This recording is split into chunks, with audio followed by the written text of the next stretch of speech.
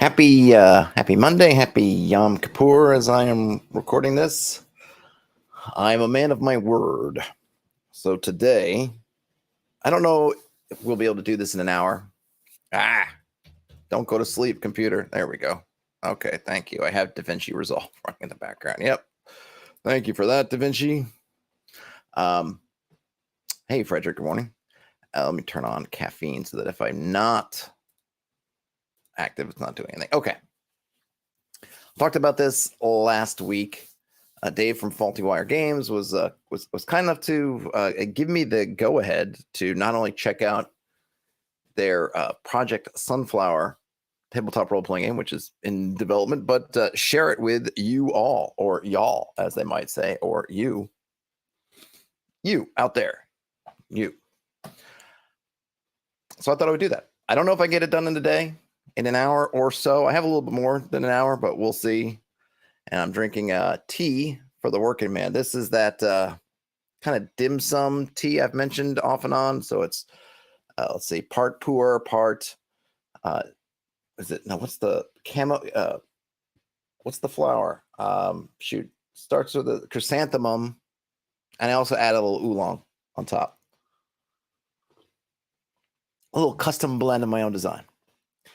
So this is the only thing really I know, and I shaved my head over the weekend and got a little bump there. The only thing that I know, really, post-apocalyptic. Everything else I'm going to discover with you as we read it. And I lost my full screenedness, so let me just go back to full screen. And now we'll go to it. So this is kind of just an intro. Project Sunflower is a tabletop game that takes place in a post-apocalyptic world that is ravaged by infection, mutations, and monsters, but has no magic in the setting. The game engine uses D10s, percentiles, and dice pools. It is its own game engine. The game is a little bit crunchy, but it is fast around the table. It is designed to be used on the Hexagon game map and heavily encourages player character movement and players working together as a team. All right. So there you have it. Post-apocalyptic. Looks like a hex crawl, definitely a hex map.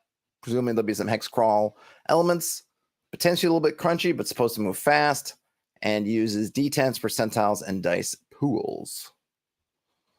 Here at the table of contents. As usual, I'm going to kind of skip around. Obviously, some stuff just hasn't been developed or isn't in even a near final form yet, so of course it's not there. What is Project Sunflower? It's a post-apocalyptic tabletop game where all the boring deserts of a typical apocalypse have been replaced with lush jungles and the ruins of modern society. Interesting. This makes me think immediately of Thundar, which is a good thing. Thundar the Barbarian, for folks who may not just get Thundar. I feel like you say Thundar, you know who he is, right? And I guess if you don't know who Thundar is, then probably saying the Barbarian afterwards doesn't actually help you. Look up the TV series. I have it on DVD. I bought it a while back. I haven't actually tried rewatching it yet, but something about just having the discs that I'll always be able to load up fills me, gives me a little bit of warmth inside. People live in fear of infection and from the spore that will turn them into monsters, and your life is always one exploding die away from ending. Thundercats. Does Thundercats have that modern Thundercats? I mean, definitely like post Thundercat apocalypse, right? When they land on Mum-Ra's planet, it's kind of weird. I guess there are some post-apocalyptic elements. Certainly, it's kind of post-apocalyptic for the Thundercats themselves. 10-sided dice and percentiles. Every die rolled in Project Sunflower is either a 10-sided die or a percentile die. Makes sense. Exploding dice. Whenever you roll a natural 10 on a D10, you roll the die again and add the new number to the previous number. All right, so there you go. We have extended tasks. Some tasks may take multiple turns to complete. When you come across one of these tasks, you will use dice pools to make multiple rolls over more than one turn to achieve success. We've got tactical play on a hex map. This game is designed to be played on a hex grid map. Positioning and character skills affect your hit chance more than your armor and the whims of the game master. Hexes allow for quick calculation when determining how far away an enemy is. Each hex is assumed to be 1 meter, but can easily be substituted for 1 yard if you are imperially inclined. None of that 5-foot BS. We have standards here. All right. So we're definitely, so it looks like they're using hex maps for everything. I was thinking hex crawl, but no, so we're not going to have square grid dungeons or structures, interiors. It's going to be all on hex. Let's see. Brian Smith says, so when these dice explode, it's as bad as an actual explosion. Not quite. It can be bad. I think if the dice, I think the idea that could be bad is if enemies dice presumably explode also. So you could be feeling high and mighty, and some, I don't know, whatever, I don't even know what a low level thug or whatever might just roll some roll that D10 and explodes a couple times, and you're still toast. Okay, so it's a classless system. You have dynamic attributes. It says it's a difficulty-driven experience. Every combat increases your stress. Stress makes it harder for you to succeed, but also gives you character experience. Okay, that's a neat kind of system. Set hit points. In Project Sunflower, your character starts with 100 maximum hit points because you can only have 100% of your own life total. As you lose limbs and take permanent damage, your maximum hit points go down. How many limbs do you have to lose? That's up to you. Excuse me. Okay, damage mitigation. As your gear and constitution improve, so will your damage mitigation. So I guess we're talking about, it seems like that's suggesting to me that's going to be a DR, like a damage reduction or damage resistance type system. No magic.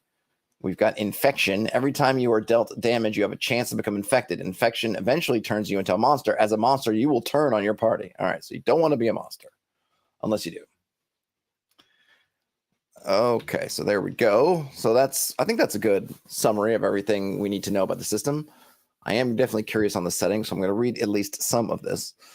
You've made it through training and you're still pushing air. Congratulations. You're not a complete seed sack, but you're still not a merc until you're marked. And you don't get your mark until you've completed your first mission outside of the dome. My name is Ulrich Wolfmane. My call sign is Wolf. I am your instructor today. You need to understand one thing before we start. You are worthless to the Union until you prove you are not. Worse than that, you are a liability to those around you.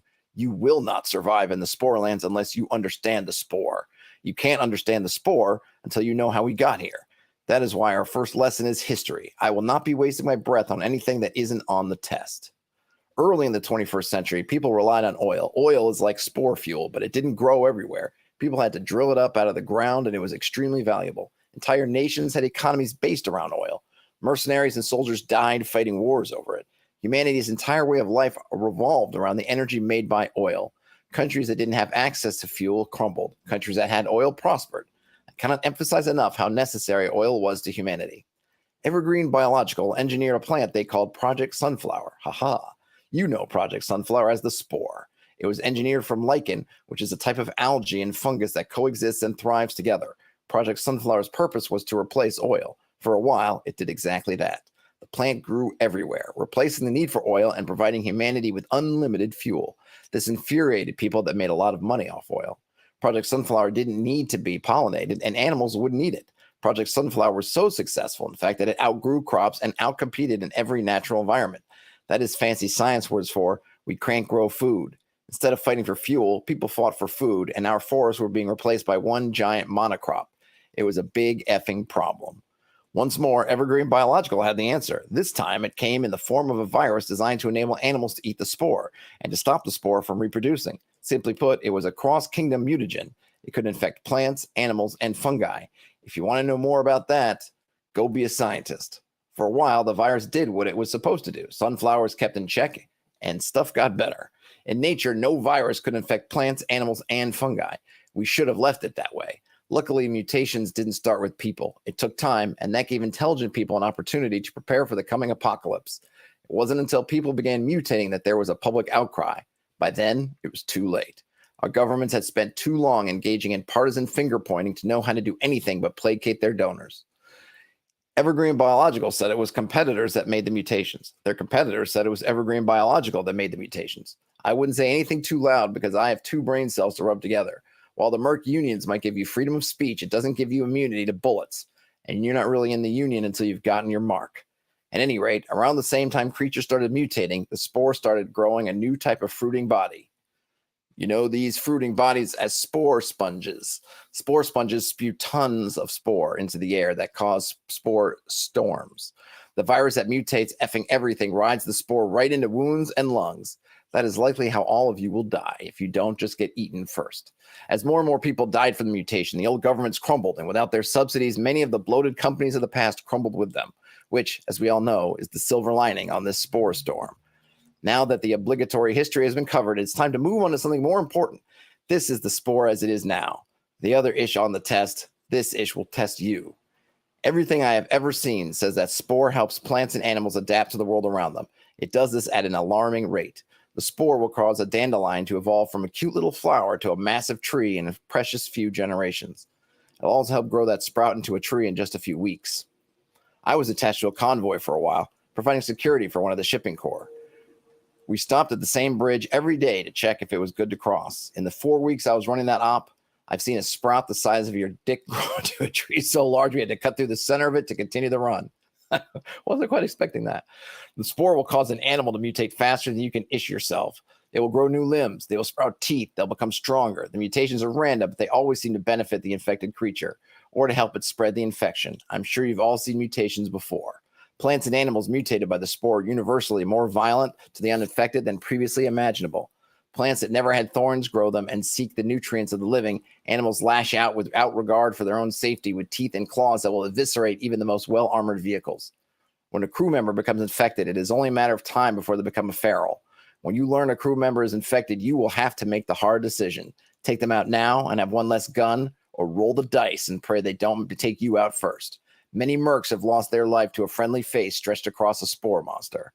The first time I've ever been attacked by a feral, they were a member of my squad. You will lose a part of yourself the first time you shoot a crew member, or you will lose a part of yourself the first time you don't. Occasionally, the spore will grow in a person or animal. If this happens to you, you won't show signs of mutation. It will take over your body. There will be no sign this is happening. It just happens. One day, you will lose control. You will watch from behind your own eyes as your body does unspeakable and horrible things to your friends and family. The Union defines the spore lands as any place people can't or aren't holding back the spore. Personally, I think the Union is too generous in this definition. The spore lands are a result of humanity's inability to cope with the spore. This may be a culture shock to you, but your fourth grade teacher didn't have the freedom of speech that I do. The spore lands are a mixture of old ruins and nightmares. For those of you that have never left the dome, the plants have taken over the world, and monsters inhabit its every nook and cranny. The ruins are made up of millions of contaminated buildings. All those monsters you see in the arena were either caught by real mercs in the spore lands or bred from a monster that real mercs caught in the spore lands. You can't take a step in the spore lands without something hunting you. Only the biggest badasses go hunting them. Back on topic. Where were we? Sporelands, ruins, monsters, clay. Oh, yeah. Out there, you will occasionally find a room or closet that had never seen the spore until you open the door. We call them clean rooms. They are one-time use repositories. They'll be clean enough for you to lick your wounds, but once the door is open, the room is contaminated. Don't expect it to be clean next time you come back. If you see a clean room that you don't crack open, mark it on the map. Report it back. It might save a life. Many of the roads in the Sporelands were decrepit before the first spore ever landed, and their time in the Sporelands hasn't been kind. Don't expect a smooth drive or a fast one, and unless you're being chased, stop to check bridges. Your life may depend on it. Soon you're going to see Sporelands, and you will understand that humanity no longer has a place in this world. These cities we call domes are nothing more than pimples on the Earth's surface. Pimples that nature is trying to squeeze out of existence. You will be expected to fight to protect these domes at a moment's notice. It is part of the Union's contracts with the autocrats and oligarchs in charge of the various domes. As a member of the Mercenaries Union, you may have an opportunity to travel to new domes that isn't afforded to civilians. When you are outside, you will see how arcology domes are different from remnant domes, and how neither of them are under the big bubbles that the cartoons would have you believe. You will see the turrets and the concrete barriers holding the spore back. You will see the truth. Can you handle the truth, though? If you live long enough, you will have to provide protection to a satellite. Satellite locations are defined by the fact that they are under the protection of a dome. That will mean different things for different satellites, as I am certain some of you know. You will travel through Sporelands to get to them, and many of them might as well be called Sporelands themselves. In my experience, satellites seem to be intentionally placed in the authorities' blind spot, right where the rules of the domes need not apply. There's always a reason the facilities in a satellite aren't facilities in a dome, and if you say the wrong things to the wrong people, you might find yourself labeled fugitive gang member instead of member of the Mercs Union. On to lighter things. A lot of the tech you find inside the dome was brought back from a Merc outside the dome. There isn't much difference between the pre-spore stuff and the current stuff. I suggest you find yourself a good fixer. The Union largely turns a blind eye on reclaimed goods. Don't expect the ish you find out there to work, though. It's nice when it does, but it has been sitting for years, and old ish wasn't made to last like the modern stuff is. You probably won't have to worry about this until you can afford an auto, But if you're out of fuel, find yourself some fruiting spore. Hold on a second. Filter it through your shirt before you pour it into your gas tank. It will get you home. You'll have to get some stabilizers for your car when you get back, or it will crystallize in your fuel lines, and you'll have to replace a lot of it. It's not fun, and it's not cheap. Speaking of spore crystal, it always sells well, but wear gloves when you go to harvest it. It will cut your fingers apart, and it's made of spore juice. The Union uses spore crystal in your bullets. You can't get it to catch fire with an open flame, but a little lightning will cause a whole mag to pop off in your pocket if you're wet. Occasionally, when you're out, you will find old world paper money. Just leave it. It isn't worth anything to anyone, and the spore likes to grow in it. Now, if you find a click ring on a corpse, take it. They aren't going to use it. Don't get caught making corpses just to find click rings, though. That ish will eventually get tracked back to you, and it never ends well. Well, that's it for your first class. There isn't actually a written test, but I had to get all of you cherries to listen somehow. Good luck. Whew. All right, there's a lot there. The only thing I might say, I mean, it's great stuff, and there's a lot of good information. Part of me wishes that these were kind of cut up to be sort of chapter heads. That way you can kind of concentrate on the bit, because I think by the time I get to the end of it, I almost want to scroll back through to a lot of good, because there's just a lot of good information there. Or maybe highlight some stuff. I kind of feel like these could be good as, yeah, I think I like chapter heads, or what do they call those? Some kind of, not epigraphs. I don't know, something to kind of go with each bit. But I like it. It's flavorful. It gets you kind of into the setting. A lot of information in there I think you're going to want to keep in mind. It'd always be good to have this kind of some of the stuff highlighted somehow, like, hey, check bridges, click rings, kind of all this stuff. They don't really explain what a click ring is, but I'm guessing maybe it's modern money is a click ring, I'm assuming. Good stuff. Got some stuff in the chat here. Brian Smith says the ancient oil kings, the Beverly Hillbillies, were revered. Yes, that's one of the myths of this post-apocalyptic time. Is their view of the oil oligarchs are the Beverly Hillbillies. And yep, damn those Monsanto sunflowers. Exactly. Frederick asks, are there giant insects with eyes that change from red to blue? Good question. I don't know. We'll have to see. Hey, Magnus. Happy Monday. Brian says that click rings are fidget spinners. Yep, you might need it. You might need a fidget spinner in this place. Okay. Dice and Dilingo. I'm kind of going to skip over the dice and Dilingo. We got, it's D10s or D100s. Your D10s can explode. Some weapons use a multiplier. That's fine. We're going to round down. And if you roll 2 10s on your side dice, it's called double aughts. And then they're either 0 or 100, whichever you need or whichever it works best for you. So that's kind of cool. So you can choose. I don't know if some things are going to be roll low and some things are going to be roll high, but either way, if you get double aughts, you're going to get what you want. Ooh, badass points. Badass points are points players can spend to get an edge. They can change a percentile roll at the cost of 1 point. For 1% on the roll, a player can spend 10 badass points to redo any roll, percentile or otherwise, but they must take the new roll. If you spend points to change a roll to a double aught, you don't get more badass points, but you do get the other benefits of a double aught. Okay, cool. So double aughts give you badass points, and probably there are other ways to get it, because I imagine you would run out. Different ways to use the dice: simple check or saves, contested checks or saves, complex checks. Let's see, what are those? Complex checks take both your action and your movement to perform. Some weapon attacks are complex checks, and all actions that use dice pools are complex actions. Okay, so if you need to use it's kind of that idea of this is going to take your full, like in say a D&D type game, it's like, oh, I've got my move and my action, and then obviously there's some checks like, no, you need both. You could do it, but it's everything. Well, I guess we can read the example here. That's the contested check or save example. Nikolai is fighting a venomous spore monster. The first round, the snake bites him. It does 12 points of poison. The GM notes 12 down on a piece of scrap paper. 12 was well under Nikolai's constitution score's bottom bracket. The poison has no effect this round. The next round, the monster bites Nikolai for 15 points of poison. The GM quickly adds 12 and 15 together and gets 27. 27 is within Nikolai's brackets. Because Nikolai's constitution is 35, he has to roll 35 or lower with a percentile dice to continue to ignore the poison. Nikolai rolls a 9 and succeeds. The next round, the venomous spore monster does another 15 points of poison to Nikolai. This brings the total up to 43. Nikolai's top bracket is 43. This means he must roll under 35 again, because that is his constitution score. It also means if he gets attacked by the venomous spore monster one more time, he automatically fails his roll against the venom. Contested check that is under your bottom bracket doesn't take an action. I see. Okay. So the rest. So basically, I guess we'll have to see what it looks like. But it looks like your attributes have some kind of ranges with them, and then depending on the ranges, things will happen. So in that case, you've got this poison, and your constitution kind of has a range. If you're below the bottom range, you can kind of ignore it for the moment because it's all adding up. Then it gets into your range, you have to roll, and then if it gets out of your range, then you're gonna, whatever that poison is going to take effect, regardless of whether you make a roll or not. Or I guess there's no roll. Hey, Dave, I did start already, but welcome. Brian Smith says the concept is cool, like full action at some moves using a dice pool. Love ways to get dice pools in your game, in my games, says Brian Smith. Well, yep, I like dice pools too. What is this? Another example? So that's a paired check. Okay, so what is a paired check? When rolling your dice pool, you roll a number of d10s equal to or less than your dice pool.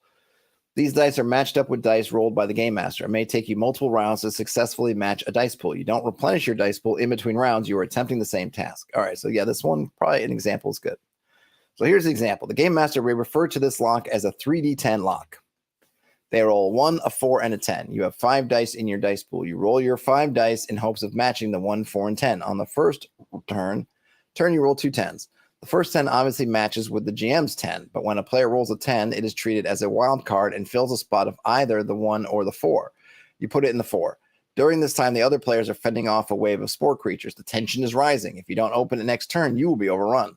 Next turn, you only roll 3 of your dice because you've already succeeded on the 10 and the 4. Fortunately, you roll a 1 and the door opens. Unfortunately, there's an even larger beast in this room and your gunfire has angered it greatly. Okay.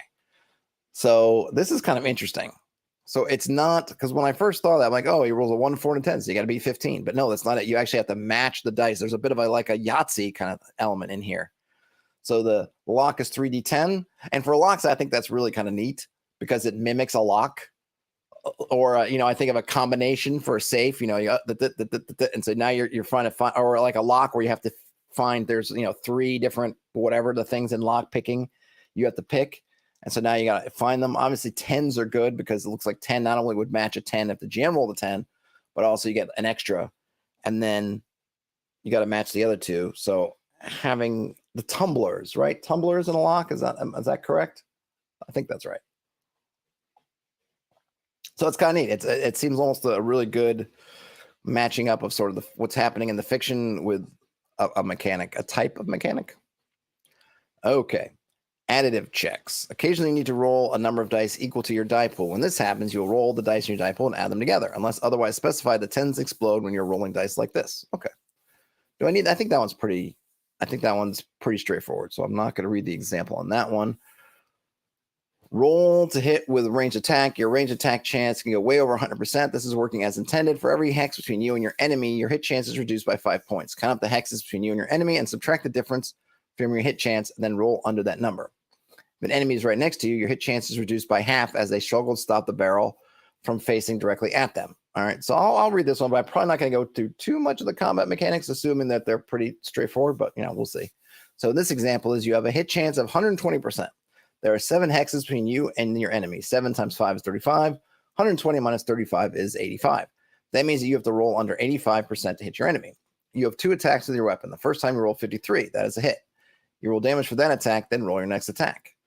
Boom, boom, boom. Sounds pretty straightforward. If you roll under your coordination modifier when you roll to hit, you also get to fill in a coordination bubble. These are bubbles on your character sheet that are next to your coordination score. Okay, so what does that mean? All right, so we don't have the example image to go with that. Oh, wait, no, we do. So, okay, so let's see what's in this image. If the character's in the yellow hex, the target's in the green hex, they're 2 hexes away from each other. Okay. Oh, so I guess we just don't know what that. So we don't know what the bubbles and the coordination score mean, but okay. I think I got that. Let's see. Melee attacks, I'm going to kind of breeze over. I'll hit the example. Max weapon does 3d10. Whoa, or maybe I was looking at 3d10 RR10. All right, yeah. So let me read that because that notation threw me for a little bit of loop. Okay. Roll to hit with a melee attack. You roll under your melee hit chance to attack an adjacent target. Excuse me. If successful, move on to rolling damage. Remember that the damage for each attack needs to be calculated separately, as mitigation is applied to each attack separately. You roll under your coordination modifier. When you roll to hit, you also get to fill in, okay, the coordination bubble. All right, we still don't know what the coordination bubbles mean unless I missed it. But after you successfully hit with an attack, you must roll damage. Each weapon does damage that increases with your skill with the weapon. Damage does not increase with the quality of the weapon, largely because a 9mm bullet does 9mm bullet damage. It is where you put that 9mm bullet that matters. Okay. I mean, you could probably make an argument for some melee weapons, but yeah, that totally makes sense to me. When rolling damage, make sure to add up all the dice of each attack separately. The damage for each attack is mitigated separately by the target's mitigation. Okay. So I guess that none of that actually gave me the, so let's read the example. I still need it. Max weapon does 3d10 RR10. All right. Hopefully we'll break down what that means. This will break down what that means. And has 2 attacks. After successfully hitting the first time, he rolls a 10, a 2, and a 1. He adds three dice together for a roll of 13. Then he re-rolls a 10 because it exploded. Mac gets a 4 on that die, doing a total of 17 damage. Mac hits with his second attack and rolls a 9, a 7, and 2 for a total of 18 damage. The monster he's shooting at has a mitigation of 6, so he does 11 damage on the first attack and 12 on the second attack to the monster's hit points. Okay, so the Dave explained that the RR10 is their shorthand for exploding dice 10. Okay, so this is, so basically max weapon does 3d10 with exploding 10. I wonder if X would be better, because I don't know how RR and exploding go together in my brain. It's probably, I'm sure that those RR is meaningful. Maybe X10 people might think you just multiply it. Maybe, I don't know. But I'm sure once now that I get it, hopefully the next time it'll click more easily. Oh, and some weapons can explode in different numbers. Aha. Oh, reroll 10. Okay. Okay. I see. And probably the other thing, just for simplicity, if since we're rerolling, we know we have to reroll 10s. I don't know if you need that on a weapon that just rerolls on 10s. I think I would say, just as a simplicity thing, you probably only need to note it if it rerolls on numbers below 10, which it seems like you can have ones that reroll 8s, 9s, and 10s, which seem pretty darn cool. And then when you're rolling melee damage, you could add half strength to the damage or your full strength damage, depending on the weapon. Okay. All right. Okay, so here we're going to see those bubbles. Where are the bubbles? So here are those the coordination bubbles? I think so, because they kind of match up. Oh, they can go all the way down to RR6. Give me a reroll 6's number. That weapon. That sounds like what I need. Okay, I don't know if I'm going to go through. The only thing obviously it's a good looking character sheet. I just don't want to I feel like we got so much ground to cover that I don't want to go too far, but I am curious about the bubbles. What do the coordination bubbles do? Because it's been mentioned a couple of times. Does it say what number is that? Okay, that's 2. No, yeah, Constitution bubbles. Okay, those are used. Okay, so the bubbles are used for character growth. I see. Okay, so some kind of when you are, because we're classless, but I guess when you go go up levels or do something, those bubbles will come into effect. Okay, that's all. I think that's all I need for now. And then we have, you get a call sign. I don't know, what would my call sign be? I don't know. I'm not sure. I'd have to think about that. There could be some analysis paralysis. Sometimes it takes people a long time to come up with their name. Now you're asking them to come up with a name and a call sign. So I would definitely say before session 1 or even session 0, come up with your name and your call sign. Otherwise, I'm just going to give you one randomly from like a Top Gun movie, which might mean everybody's call sign is Goose. Goose, Goose 2, Goose Jr., Small Goose, Large Goose. All right. Go through these. Loyalty. You can pick it or roll it. This determines your loyalty to your crew. Interesting. I wonder why you'd want it. This is an interesting choice. Are we suggesting here to have a lot of setting up to have a good bit of inter-party conflict here? Because if you're going to have a low number, that might be it might make you a dangerous crew member to have around. So loyalty is a number that determines your loyalty to your crew or the people you're playing the game with. Game masters may have you roll on this before you do something that is out of character. Okay, so I would want to use this one with caution because that was kind of the downfall of alignments began with GMs telling the players kind of this is out of your alignment. Don't do it or roll some kind of table. So go softly with this, but it is an interesting thing to think about as part of your character generation, even if you're just going to role play this stuff. Like, what's the guy's name in Serenity? Jane, right? He never was going to do something really horrible, but he was always threatening to. So maybe actually Jane might be actually fairly high. All things considered, if you look back through his actions, despite him moaning and groaning all the time. Ethics. Ooh, you get an ethics number. So how ethical are you? This character is a monster. All right. This character shot first. They're in it for themselves. Han, we hardly knew you. This character might talk a lot of ish, but they aren't necessarily going to act on any of it. Oh, that sounds like Jane too. This character doesn't necessarily do good or bad things, nor do they speak up against the good or bad things being done around them. This character will do the right thing most of the time. More than simply not doing bad things, this character will step up to stop someone from something they see as wrong. And then finally, this character is a saint. Well, there you go. Oh my goodness. Excuse me. All right, I need a little bit of tea. Okay, so we have the badass points. You're going to roll to get some. You start with 100 hit points. Your hit points do not increase as you play your character. So your maximum hit points may go down as you get wounded, essentially. Verdigris City, Mercenary Union. I always liked Verdigris City. Beautiful in the spring. Very green. Okay, background. Unless your character is very young or lived under a rock, they probably have a background. Yep. And we just have some guard or soldier, criminal, orphan, blue-collar worker, bankrupt, plutocrat, one-trick pony, jack of all trades, geardo, nomad, or refugee. Yes, I get that. Yep. It's like I think I mentioned it before, but yes, this is all, or I definitely put it in the show description, right? This is all in flux and things are not going to be all filled out. So some pages are going to have kind of nothing or placeholders. All is good. So these are those backgrounds, right? So this is guard or soldier, and you just get some stuff. I'm not going to read through these unless there's something that's really kind of out there. You can be a guard or soldier. You can be a criminal. You can be an orphan. Oh, that's kind of a sad picture. A blue-collar worker. A bankrupt plutocrat. Tech bro, what happened to you?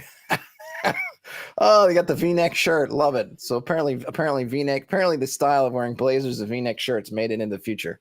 I don't know if I feel good or bad about that. One-trick pony. And that is, you have a very specific skill. Magnus says he invested in FTX, maybe. And then a jack of all trades. And then a geardo.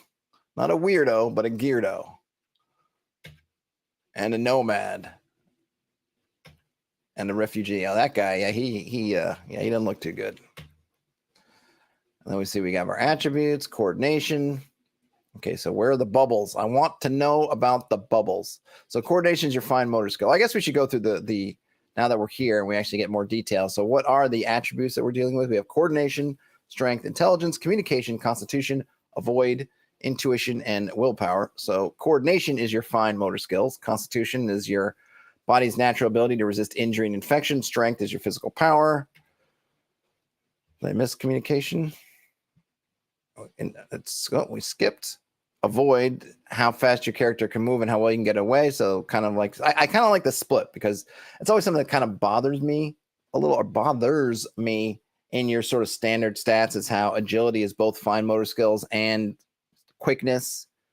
It's like three things. It's right. Your fine motor skills, your quickness, and your reactions all munged into one. And so this kind of separates them out a bit. Are we going to get back to those other ones? Coordination, constitution, strength, avoid. Okay. The Dave, you might want to put these in the order, or are we going this way? Oh, we are going this way. Never mind, it is in order. I'm just reading. See, I'm so used to reading it this way in columns. It's really, you're going like this. I got you. That is my misperception. Intelligence, how much your character knows. Intuition, your ability to notice things. Communication, your ability to convey ideas or purposes to others. And then willpower, how well your character deals with stress. And then the score, I think they're all kind of D100 based, right? And then you can have the modifier and then those brackets. So I guess we should, let's see what we saw. I'm not going to get into the details, but it seemed like each one of those attributes has a range, and we saw in that example, you have a low end of the range and top end of the range, and if you're below the low end of the range, then things kind of, you can sort of ignore it until it gets into your range, in which case you could roll. But then if it goes above your range, you kind of auto fail. It's kind of a neat system. It gives you sort of a little spectrum there. All right, so we have some different ways of generating attributes. I'm going to pass over. Whoa, yo. What is that? On the next page, there's a chart that will walk you through filling out your modifier, top bracket, and bottom bracket. Oh, I see. That's kind of nice. So we'll see. What we got here? I'm going to put on my glasses here for a second. So let's say we had a score of 31. We'd have a modifier of 6. And that modifier basically seems like it just sets the range, right? So if you're 31, you have a modifier of 6. That means the upper end of your range is 37. The bottom is 25, aka 31 plus 6, 31 minus 6. All right. And it seems like as you go up or down, those modifiers go up, and so those ranges increase. Sneaky. All right. Through that. Non-combat skills. And the modifier is also your dice pool for attributes. Oh, cool. All right. So non-combat skills. Calculating your success chance. I'm just going to read the example. Claire has an intelligence modifier of 6. She does not have the computing and hacking skills. She must roll under 16 with a set of percentiles to successfully use a computer. So her success chance is 10 plus the rank bonus plus the corresponding attribute modifier. So it's 10. We start at 10. We add her 6. She doesn't have a rank bonus, so she just gets that 16. A rank bubble increases your chance. Rank bubbles. Okay, so either a rank bubble increases or rank bubbles each increase. So you want to probably get rid of the A there. Rank bubbles each increase your chance to succeed by 5 to a total of 25. B rank bubbles. Oh, that's A rank. Oh, never mind. My bad. Okay, there's A rank and B rank bubbles. I see. Sorry about that. My mistake. Okay. A rank bubbles each increase your chance by 5. B rank bubbles only increase your chance by 4, but they are added to the previous whatever you have from the A rank bubbles. All right, so we got A rank and B rank. Whew. No C. Brian Smith. See, that's why he stopped at B. No C rank. Oh my gosh, there is a C. He does have C rank. So yes, you can have your crank. You can have a crank bubble. I don't even want to know what a crank bubble is, to be quite honest. All right, so example. And let me go back. Hold on. Where do we see these? Where in that character sheet was that A rank, B rank? Did we see that somewhere? I know I gotta go back a ways. Where was that? Did I miss it? Where are those A rank, B rank? Oh, where are those? I don't know where those are. I don't know what those are. I feel like, did I miss that? Because I'm not reading everything religiously, so maybe I missed the A rank, C rank, B rank, but I would definitely need to. Okay, we got that. Unless the character's background says otherwise, the character starts the game with one language and that has one bubble in B rank. This language is your native language. Okay. Yeah, I'm not sure where the... All right, so advancement points. Okay, so A rank bubbles cost 1 advancement point. B rank. Okay, so it goes all the way down to D. Or E, rather. Okay, so let's see the example. Mobius. Trying to find Neo. He has 3 points in C rank, conceal and lockpicking, and a coordination modifier of 12. His chance to succeed is calculated as such: 10 from the base chance, 12 from his coordination modifier, 25 from his 5 A rank bubbles, 20 from his 5 B rank bubbles, and 9 from his 3 C rank bubbles. Mobius' success chance is 76. That means when he rolls percentiles, he must roll a 76 or lower to succeed. All right. The bubbles thing, those correspond to skills. Okay. Yeah, I'm just wondering. I guess it'll probably, maybe because I'm sliding over stuff, but I feel like I missed where we saw where those bubbles were on the sheet or whatnot. But I'm going to assume that that's me. I just missed it, but I got you now. But it is a lot of granularity on your sheet. and for the calculations, but it seems like you could probably pretty easily just go through it. Just got to kind of sit down real quick and put them together. Okay. Increasing skills. Gotcha. So you can increase skills with different bubbles. And depending on, different ranks cost different amount of points. So E rank costs 5. They're the most. A rank costs the least, and they cost 1. And then let's see. In order to put, okay, so let's see. At the end of the game session, your character gets a number of character advance points to put into attributes or skills equal to the number of stress bubbles they have and the number of hours played that session. Okay, that's interesting.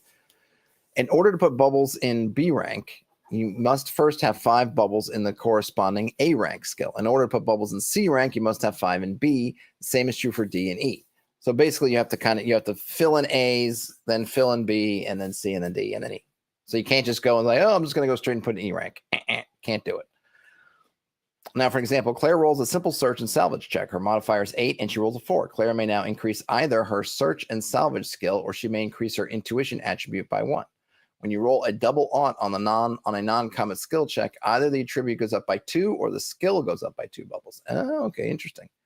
E rank exception. In order to get an E rank bubble, you must first have at least 5 bubbles D rank, and you must have 5 character advancement points saved up. Then you must roll a double aunt and spend those 5 points to get each bubble in E rank. Okay, so there's basically E ranks are going to be kind of tough to get because, I mean, double aunts. Granted, you're going to be rolling a fair amount of D100s, it seems like, but still, 1 in 100 chance essentially. So save up those points if you want the E rank. E rank skills function differently because they are on the edge of being inhuman. When you achieve an E rank bubble with a skill, you should work with your GM to come up with something you can do with that skill that no one else can do. This is your character's signature move. Ooh, I like this a lot. Man, that's cool. That's cool to Dave. You get an E rank, you get a signature move. I'm down with that. All right, I'm going to kind of, let's see, where are we on time? All right, I think we're doing all right. So, I mean, if you look at the table of contents, we're not very far along, but we're getting through all the basics, or I'm muddling through the basics. Okay. We have simple, contested, additive, and paired checks. I think we kind of went through this already. I thought so. I'm going to just go through. So now we have picking a non-combat skill. It's important at this point to remember that your character has grown up in the apocalypse and hasn't necessarily gone to school or had any type of formal training. That's true. So you can, skills, I'm just going to breeze through these, right? So you have language and culture, you have barter and streetwise. Hey, Ian. Conceal and lock picking. I like these designer's notes. Designer note, I feel that paired checks fit the lock pick feel very well most of the time. Occasionally you need a quick roll, at which point a simple check or a contested check may be right. Sometimes you need a door to be locked, but you have to have the player able to get through. When this happens, an additive check may be your go-to check. Right, so the one thing is that kind of we looked at before where the GM rolled 3 dice and you had to match the actual numbers rolled on those 3 dice. There is a pretty good chance they're not going to get it. Even rolling a bunch of dice, having to match up 3 or 4 dice exactly, the results exactly, good chance they're going to miss, which is great if it's something that is off to the side or if there are other ways to do it. Hey, you can't get through this door, but there are other ways through it. But in that kind of fail forward sort of deal, if this is the one door you need to get through and you don't get it, either you're just going to do that thing where you're going to keep trying or making excuses to, I try again. Well, in that case, maybe you want to use a different check, which makes sense. I think that's probably a nice note. Dave says there's a spot on the sheet near the skill to put a letter there. Then put a letter. Then there are 5 bubbles next to it. So that way you'd feel like A-O-O. I got you. And the Dave says I have a huge numbers model for that, and you can keep trying over multiple turns. Aha. Okay. So he's got fixes for you. Driving and piloting. And then he also has the designers out here that the die pool system is intentionally designed for abstract travel encounters. If you need something more concrete, treat 1 kilometer as 2 points of challenge. Bad weather can increase the challenge from there. Remember, the average of 1d10 is 6.1, or 1d10 rerolling 10s is 6.1. Hey, Caverna, welcome aboard. Electronics and computing, explosives and ammunition, leadership. I will be the leader. Medical, always good. Ooh, that guy lost his leg. Ooh, are we going to get to, I suppose, trigger warning if we're sensitive to kind of, I guess, body trauma. We might be seeing some. I apologize for not saying it earlier since we set that image, but just so you know, we have been told up front, you may lose limbs and stuff in this game, so we must be ready. And I'm just pouring some more tea. I made a whole pot. Look at that. This will take me the whole afternoon. Look at that lovely color. It's like blood. Playing my own private version of Vampire the Masquerade here in the home office. Okay. Medical checks are not, this is another designer's note, medical checks are not intended to recover hit points. Only time does that. If hit points can be easily recovered, the exhilaration of survival and strategic thinking is greatly diminished. If a player has lost more than half of their maximum hit points, I laughed because I thought I was going to say half of their maximum limbs, but if a player has lost more than half of their maximum hit points, they can do nothing but rest while on downtime until they recover at least half of the damage they've taken. Players recover hit points equal to half of the Constitution modifier at the end of the day. So if you're losing hit points, presuming you haven't lost a limb, you can get them back, but it's slow. Dave says the tea looks delicious. It tastes pretty good. I think I mentioned this before, Dave, but you might have missed it. This is a mix of, sorry, I'm not going into tea time with Todd, but this is chrysanthemum, pu'er, and a little bit of oolong, all mixed together. A modified dim sum tea mix for the working man. Okay, we got repairs, science and research. Ooh, designer's note. At no point should succeeding at a different skill check first require you to roll a science and research skill check. If you have another skill, that means you have an understanding of how that other skill functions within the world. So you don't need to kind of put one check or gate one check on top of another in that way. Sharpshooting. If you have this skill, you receive a bonus to your chance to hit with ranged weapons equal to your sharpshooting die pool, even when you aren't using your sharpshooting skill specifically. Ooh, that makes that one seem like a really good skill to have. Now we have a survival skill. Awesome. And then we get into combat skills. There's a combat skill tree. Oh, so these have the same A, B, C, D, and is there an E rank for this? Ooh, there is an E rank. Oh, look at that. All right, so how does this work? So you start with ranged weapons, and then you could specialize into pistols, rifles, or shotguns. I guess there's two.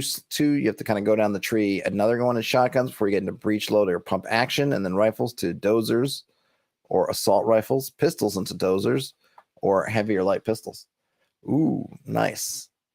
I like the tree. It should be made of bullets, though.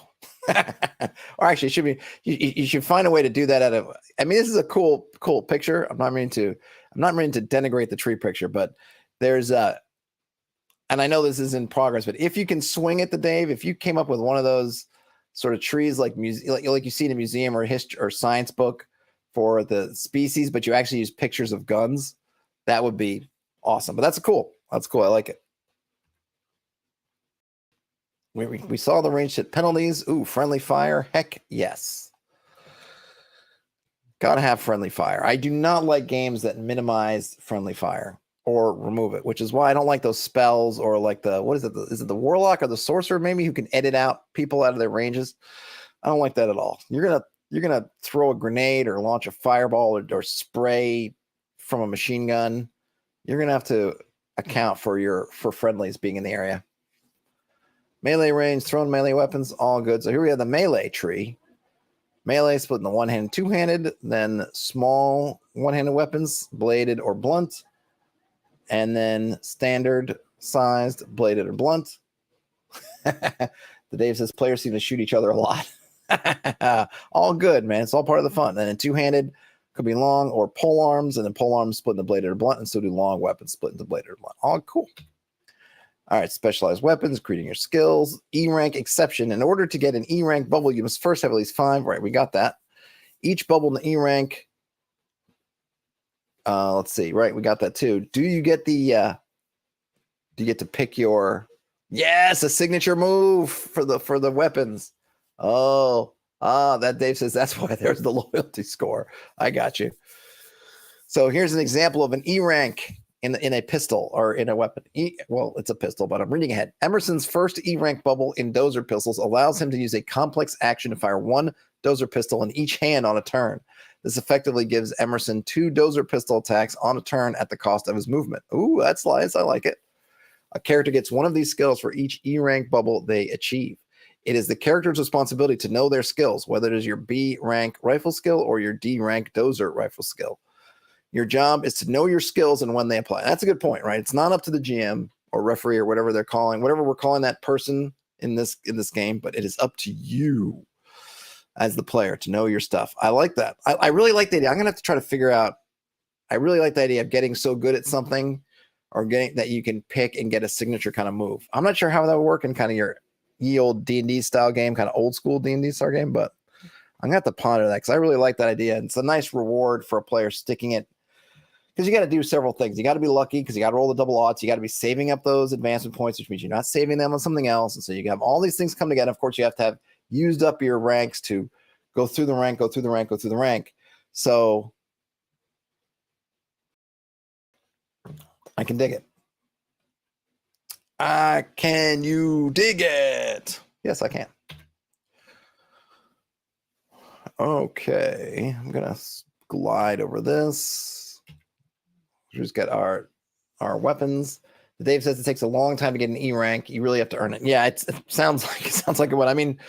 I played in a game.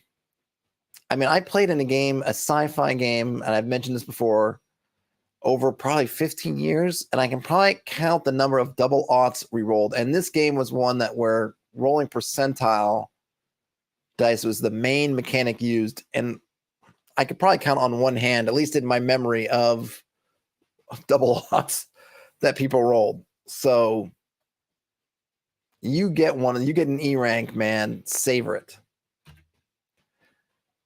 We got some more arms, heavy pistols, dozer pistols. Oh, that's a dozer pistol. Okay. I was wondering what the dozer meant. Assault rifles, dozer rifles, pump action shotguns. Okay, and I'm just going through these because they're cool and all, but you know. Ooh, what's that? Two-handed blunt weapon. What is that thing? There's got to be a name for that. It just looks like it's a big club. Is there an actual specific name for that? But it's cool. It looks nasty. It looks like, I was just looking at this. It's something else, but it looks like those pictures of kind of the few sort of types of flails that seem like might have been more or less historical in some fighting manuals from like the 1600s. They had one, but it looked like this, where there was a little chain here in between, kind of a handle, and then the head of it looked very similar to this, and the chain is like 1 or 2 lengths, not the kind of long spinning around flail. It didn't look very good. Dave says there are a lot of weapons in the game. Yes, it seems indeed. It's called a cannaboo. Looks cool. Two-handed pole bladed weapons. I'm down with that. Ooh, chainsaw. Flamethrowers, bows. I always like bows in games. I don't know why. I always love to play that kind of ranger type with a bow. Oops, what did I get? What did I miss? Ooh, artillery. So we do have artillery. I'm not going to read through the artillery stuff, but it's there, which is awesome. Locating items. When searching for an item in stores and shops, the player rolls a 1d10. 1d10 reroll 10s. Then they add 1 to this roll for each die in their barter in Streetwise die pool. And then we got some odds for that. Starting weapons and equipment. In addition to the money, all characters start with the following gear.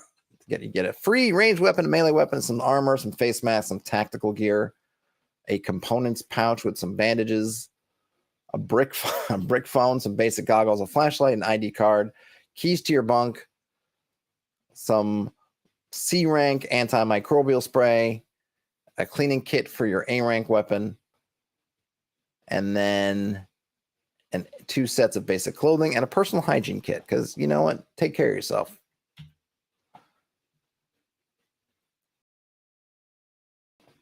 Armor, melee mitigation, and ballistic mitigation. All right, so we have 2 separate mitigations, maybe. So shields, polycarbonate, go from A rank polycarbonate to E rank at plate tonic with different amounts of basically damage reduction.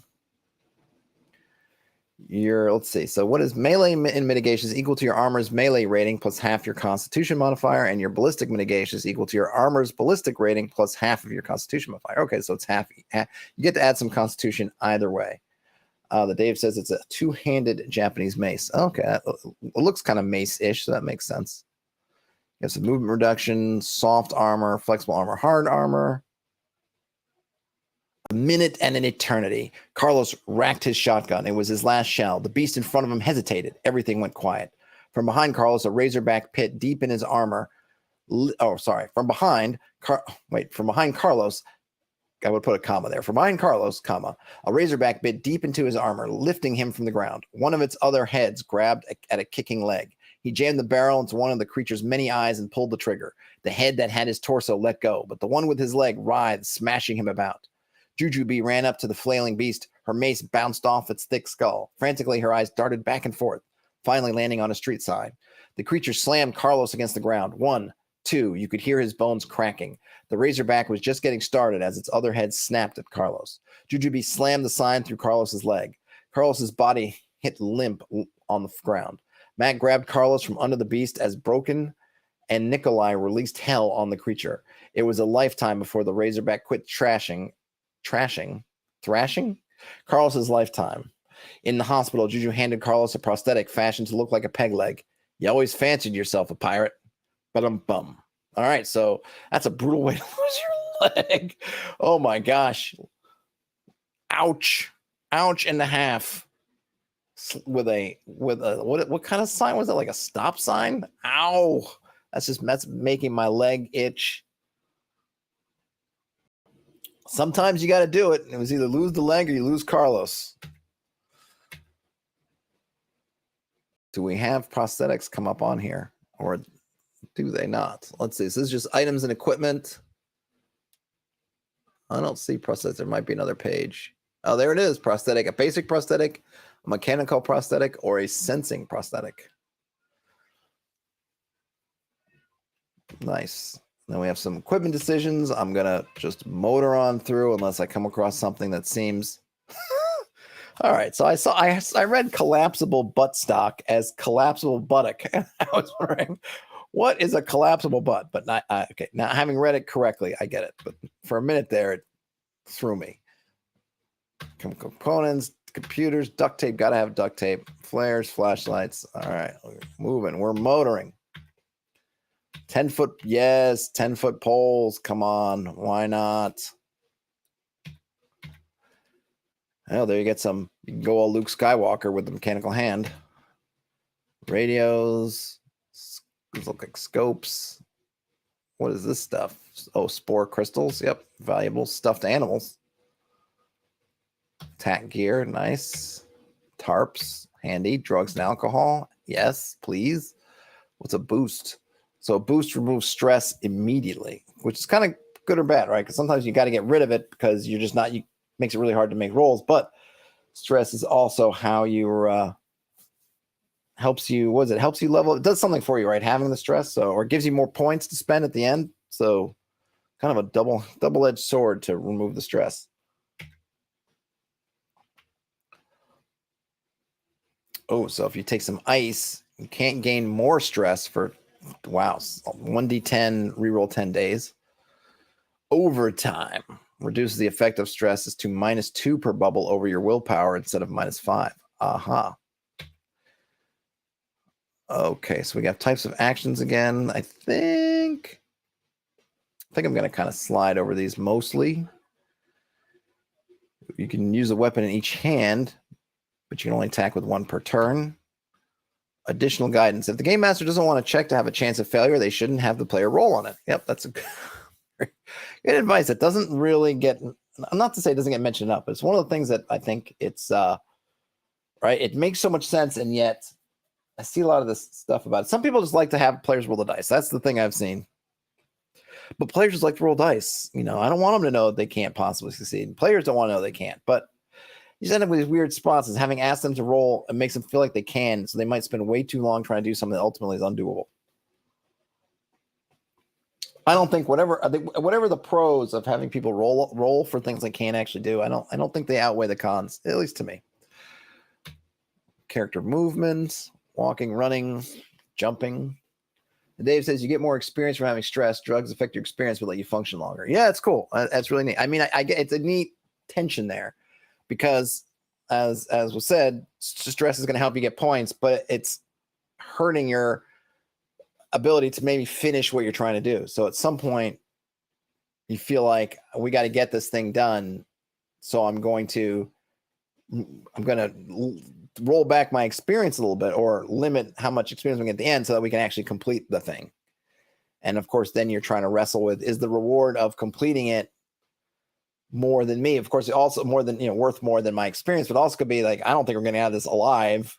And yeah, great, I've racked up all the stress, which would be great if I can get back home, but it doesn't look like I'm going to be able to get back home because of all this stress that's making me roll and miss all the time or fail. So I got to do it. The Dave says it really makes it so players have to make choices, which is, in my opinion, ideal. Yep, I like that. I agree. I feel like putting things that force the players to make choices is definitely what I want.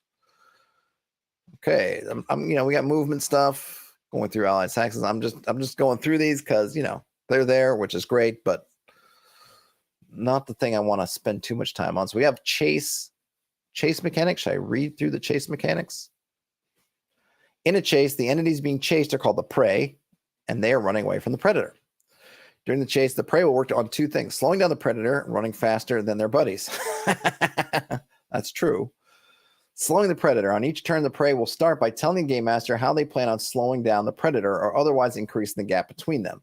This can be common sense stuff such as knocking stuff down and closing doors, or maybe more abstract things like scurrying up a ladder or shooting at the monster's legs. If it is plausible, the GM will have the prey roll a simple check that uses the attribute that makes the most sense for the action they're taking. If they are successful, the game master will remove one or more dice from the predator's avoid dice pool. If they fail catastrophically, then the prey may lose a die. Dice removed are almost always recovered at the end of the round. Not every failure is catastrophic, nor should they be treated that way. Okay. GM's note: as a game master, you are urged to award creativity and risks. And then prey shooting predators. While shooting at the predator, your hit chance is equal to 2 times your coordination modifier, right? Because you're also kind of trying to run away. So it makes sense that it's a little bit more limited. And then running for your life. See, GM's note: when the players are the prey, it's best that you go around the table and find out how each player is going to slow down the predator. Then after everyone has slowed the monster, have everyone roll their avoid dice pools and add them to their distances.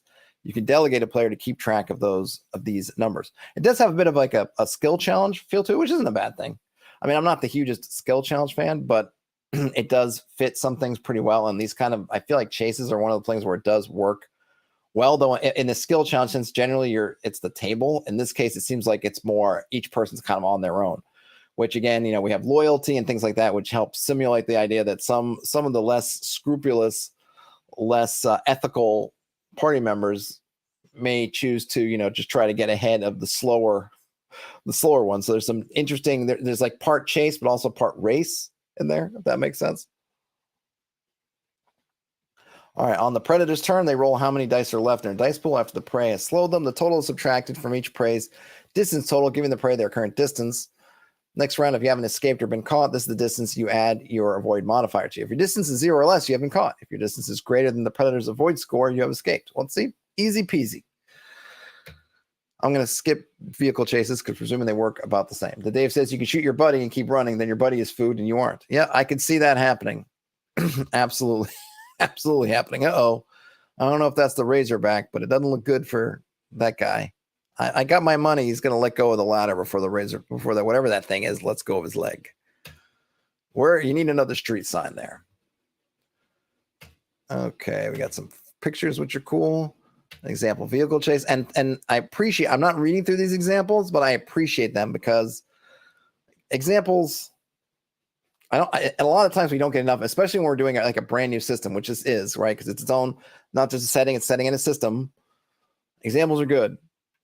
I mean, we look at it, looking back at some of the old D&D things, some of the things that people pour over are all these examples you get because they give you insights into all kinds of stuff, things you can glean from them that you might not get just from a dry reading of the rules. And oftentimes with modern games, I feel like they're the first things to get thrown to the wayside. And I get it because so many stuff is kind of zine sized and kind of in that thing that space is such a premium. But examples, especially for things that have a little bit of complexity to them, super helpful. So Dave says examples show you how the rules work. Yes, and oftentimes we kind of lose those things, I think. I mean, it's one of the things with like old school essentials, or now I guess Dolman would also, right? They're great. It's a great reconfiguring in a very good reference way of BX, but it loses all the examples and things that BX had that help handhold you through learning the rules. And I think a lot of folks who are new to OSR, for example, and they go straight into OSE, there's a lot of stuff that just doesn't, even though it's laid out really well, it can be very difficult to parse, not because things aren't written out, but because they don't have those examples. And then things are organized differently, and you lose some of that teachability, lose some of the teachability that like BX has, even though BX ends up making for a rotten reference. It's kind of nice to have both. That'd be kind of a cool thing. I wonder if that would ever be economical for a rule set to have both a kind of teaching. Here's how I want to kind of teach you through it, and then here's kind of the reference version. Probably too much work and whatever, but I wish. So we've got sneaking rules, which I'm going to kind of slide over. Detection rules, disguises. Oh, that's a perfect disguise. I'd never know that mustache was fake. Reconnaissance, area effect templates. Oh, nice. So we got radio, we got fall off, radial, one hex wide line, cones. Oh, nice. Oh, the Dave says sneaking rules are very unique. All right, I'll go back and read them. I've been told I ought to read them, so I will. When a player decides to sneak, they inform the game master of their intent. The player's goal is for the character to remain undetected. Detection total. This number is a contested check the players makes against either the avoid score or their communication score, whichever makes more sense for the interaction.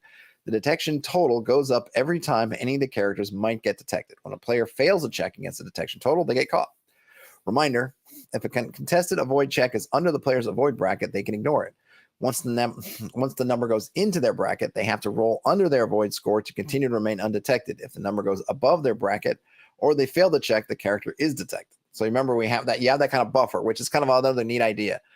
But the numbers are stacking. So each round or each period of time where you're sneaking and things are rolling, it's not starting from 0 each time. It's rolling from the last number. So if they roll 5, then the next time they roll 10, now you're at 15, right? And you have that time up until it reaches that low end of that.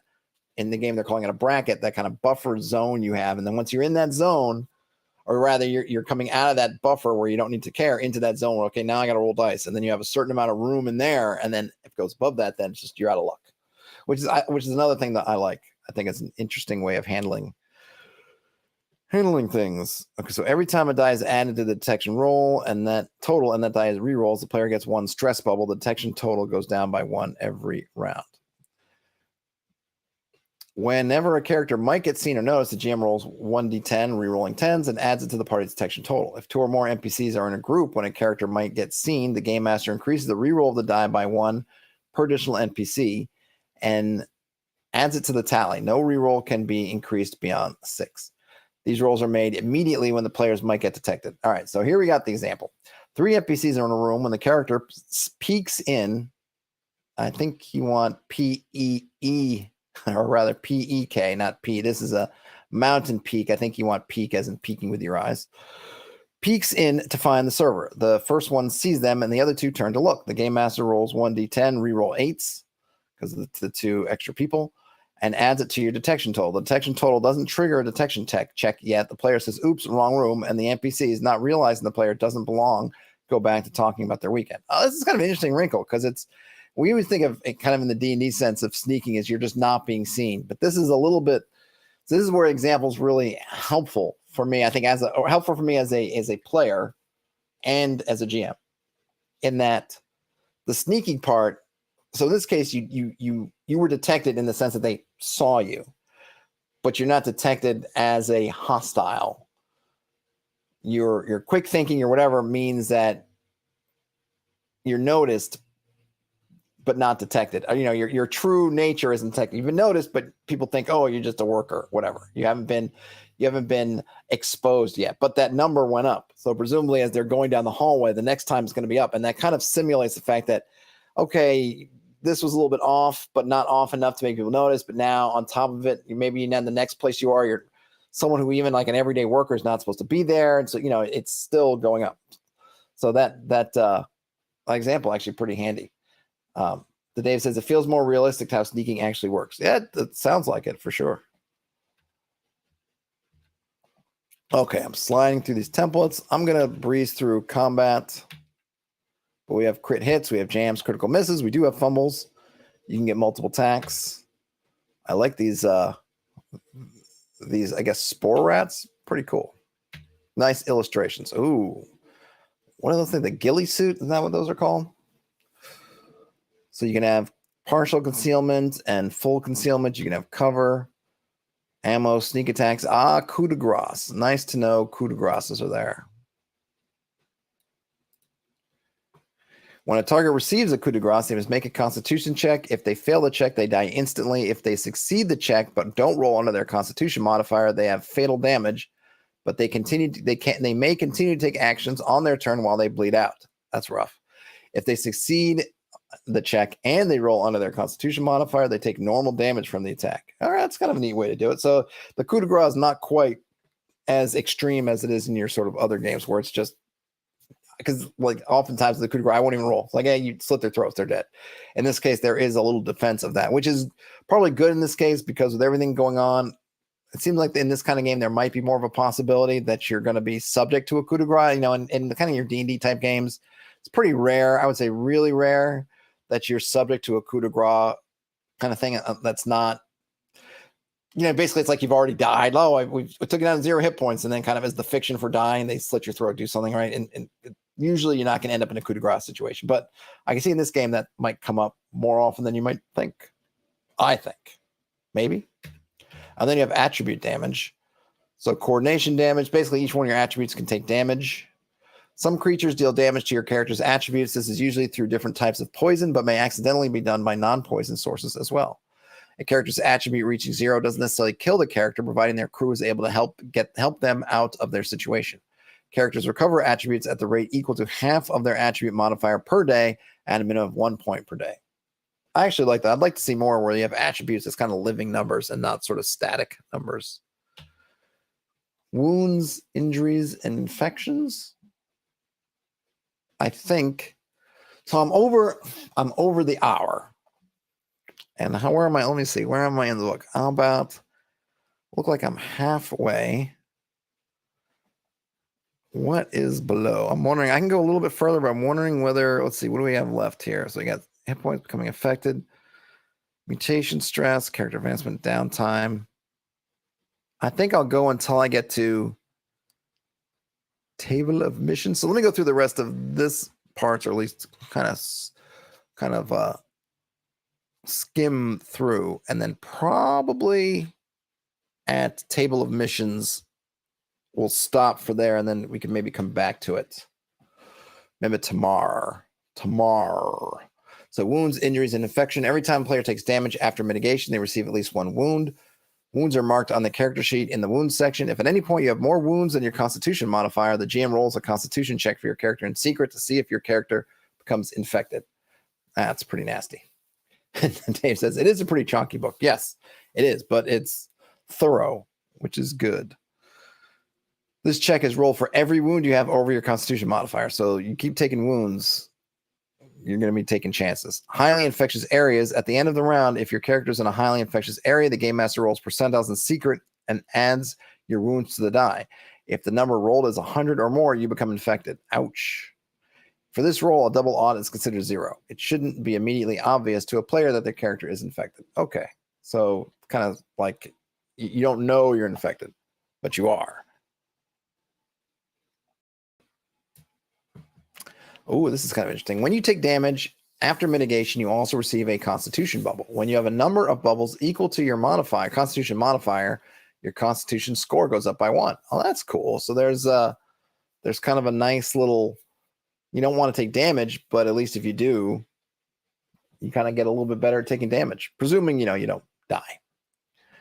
Let's see. A character may recovering wounds. A player may roll a simple medical skill check and use a bandage to remove one wound from either themselves or an ally. If their skill check is successful, then they can erase one wound from their character sheet. If they fail that check, they cover one wound. Covered wounds are semi-permanent and can't be recovered with medical checks. Ouch.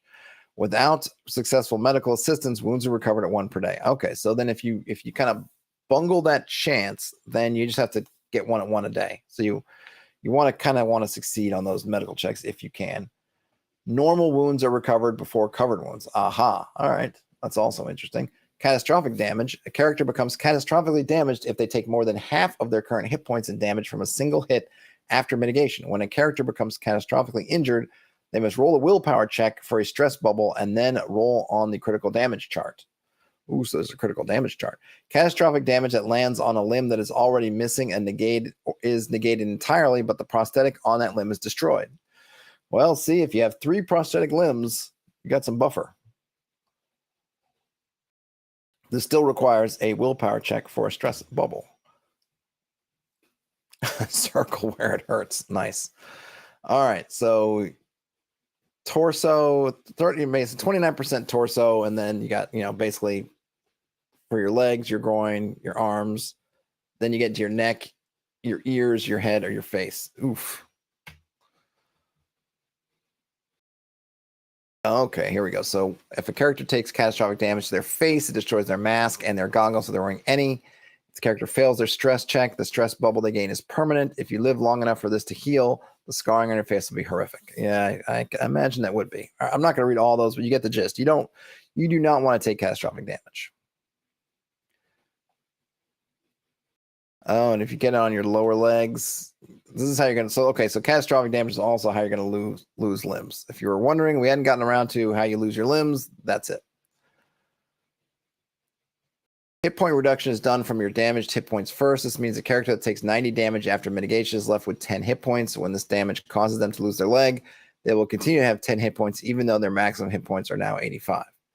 When your character is reduced to 0 hit points, they are dead Jim. There you go. Becoming infected. There are 5 ways to become infected.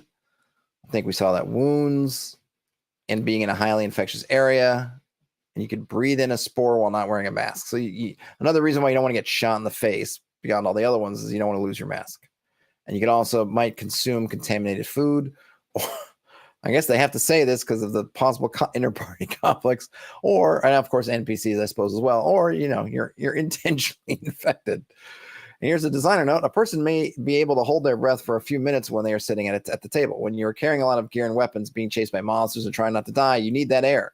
Putting your face in your shirt might seem fine for a few seconds, but you still have to make those checks. The spore that makes it into your lungs doesn't care about your arguments or pleas to the game master. That's a good note, and it's very true, right? Because everyone's like, "Oh, just hold my breath." It's like, yeah, let's try a test. Put on a bunch of gear, even and try to hold your breath for just one thing while you run. In fact, don't even put on gear. Just try to run and hold your breath. Not going to work out very well. All right, so now we get into symptoms of your infections, which I'm going to kind of breeze in there, but I think they escalate, I presume. Maybe, or maybe not. You become a feral on 4. Yeah, I get right. I think things like goes up through weeks. So they start them at 4 weeks to become feral. Wait, at the end of hold on a minute. Maybe I do need to read this. Minor symptoms. At the end of these weeks, your character will develop 1 or more minor symptoms. Roll a d10 to determine the symptom that expresses itself in your character. Okay, so it's just a random one. So you can just randomly become feral. And then, I see. Now, once you get past that, you get into major symptoms. And then on 8, you also become a feral. Why are you picking on the 4s and an 8s? Also 3s. So on 3, if you happen to roll a 3 or an 8, you become feral. And there's a GM note here: game masters may choose to have a character develop different symptoms based on the wounds that cause the infection, the creature that caused the infection, or their own plot and story. I get it. And then mutation. Mutation occurs when an infected character takes too many wounds, becomes too stressed out, or otherwise succumbs to the spore. I have succumbed to the spore. Designers note, mutation is best when it's described in vivid detail. It should make the players feel squeamish and fearful. But you probably want to, maybe just bring that up with your players, probably before starting the game, along with kind of the, hey, there's potential limb loss and amputations, but there's also body horror mixed in here. So be aware. Designers note, it is the game master's job to know how potent a mutation should be and what the players can deal with it. It is the player's job to know when to stay and fight and when to run. Oh, that's very true. And we're going to get a random mutation chat. Oh, that's a great picture. I'm going to leave these. I'll read a couple. What's number 1? The pores in the creature's skin begin to open wide as their hair begins to grow into roots. The rooting hair grows thicker as it burrows into everything around it, causing everything it can dig into to wither as it drains the world around it of its bodily fluid. Each turn, the roots spread out 1 hex from the mutating creature in a radial area of attack to a maximum radius equal to the creature's constitution score. If any target ends its turn in the radius, they take 1d10 reroll 10's constitution damage, no to mitigation. This creature regenerates hit points equal to the constitution damage it does. Oh, that's cool. Creepy, but cool. Okay, the Dave says they do have a note somewhere about the level of details during a session 0. Yeah, good point. You might want to even make it more prominent, maybe. And then I'll read one more on number 9. The creature's skin rips and tears as its new body forms from within. With a dog-like shake, the excess sanguine fluids flies from its body. That's a great image. Wherever the clots land, living spore plants begin to grow into thorny extrusions. The creature flings 2d10 reroll 10 clots. There's a 20% chance one of these clots will hit a character. This is rolled once for each character, not once for each clot. If a clot hits a character, the game master rolls an infection check on that character. The thorny extrusions that grow out of the clots have 25 hit points, 5 melee mitigations, and 25 ballistic mitigation. The extrusion must be killed to remove it from a character. That's pretty brutal. The Dave says he might need to put that at the very beginning of the book. Yes, that would be my thing. Put it in the beginning of the book and kind of highlight it, bold it, put in something to make sure that people read it, and also probably a note wherever you're handling session 0 stuff for the GM to also even like put it in both spots as a note for like cover this with your players. Please. So really cool mutate. Ooh, look at that one. Talk about Project Sunflower. Look like his skin opened up like petals of a sunflower showing his skull within. Then what is that skull doing? Doesn't look good. I can't quite tell, but it's got like, are those supposed to be like was it hymen or whatever coming out of its mouth? Ooh, and got like eyes on stalks coming out. Also very cool. I might say in this section of the Dave, if there's room to put a summary table with just the names, if you have names for these, and maybe the pages, names for these might be cool too, though maybe not having names is actually cool. Forces you to kind of come up with your own thing. And that is also really creepy with I don't know if those are just call them boils or what, but yish magish. And there's a bunch of these, as you can see as I'm going through these. Oh, we're going to go up to 100. I'm going to read number 100. No, there's 99. Did we start it? What happens at 100? What's 99? As this creature mutates, it ruptures into bits, throwing its viscous fluids in a radius of 10d10, reroll 10 hexes. Jeez. This material emits a powerful pheromone which activates the spore, causing all infected creatures within its radius to mutate. Woof. What happens to the creature? I guess the creature, that's the mutation. I guess the creature, you're done. Creature's done. But if you're infected, you're mutating. Now we get into stress, which is also that character advancement. You might get permanent stress bubbles, which we saw earlier. As Ian says, the innards have become the outwards. It's a good way of putting it. Oh, Rupert's Rangers. What are they sitting on? That looks both like something creepy and also something from a Miyazaki film. Like they just killed like a mutated My Neighbor Totoro.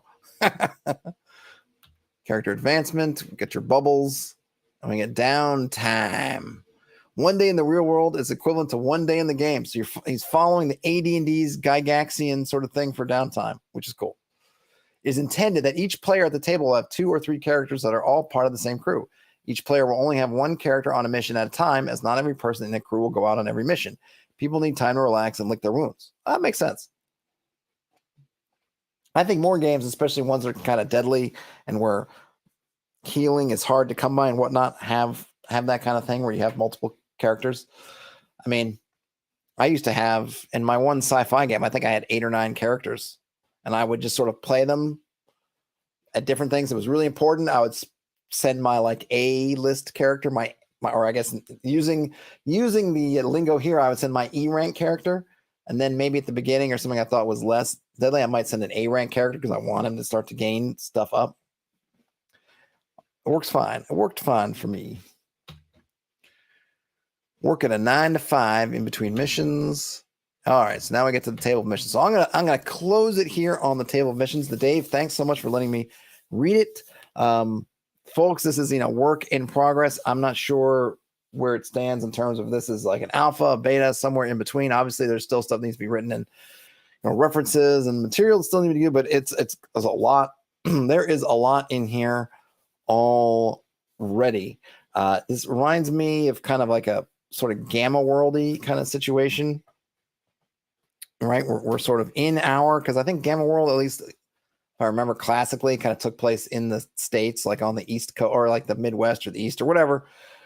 And this kind of has that same feel a little bit with the kind of that makes you feel Logan's Run with the domes and whatnot, but a very nasty apocalypse, but post-apocalyptic world, but different than, you're kind of Mad Maxy in the desert sort of desolation. It's like, no, it's all jungles and it's almost too much life, but all the life wants to kill you. Like but the apocalypse has kind of put you in sort of a Jurassic Park situation where it's all nothing but monsters and sort of jungly kind of wilderness out there.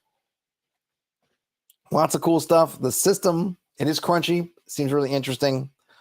I'm a fan of percentile dice. I don't really talk about it too much, but I like percentile dice. It's a good use of it, and I like having the dice pool stuff come mixed in. I'd be curious to see in play how easy it is when you're swapping between them. It seems, reading the rules, it seems pretty easy. Thinking like, okay, this is dice pool. This is kind of different things, doing different checks. But I know that can be something that can be confusing. So, for instance, like when I play in like Daniel's from Bandit Keep's OD&D game, like moving between the combat models, that we've settled into mostly doing troop combat, but there's, at least when I started, there was kind of this question, well, which combat are we using?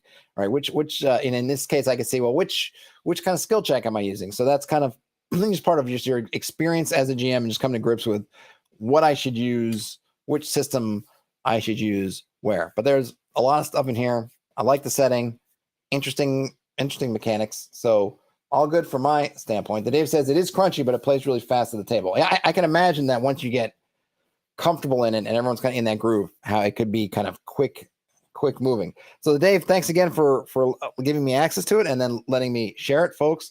If you want to know more about this, and I don't know what the schedule is, but stay tuned and let me know if you have any comments or thoughts or whatnot. And then I'll probably do the table of missions.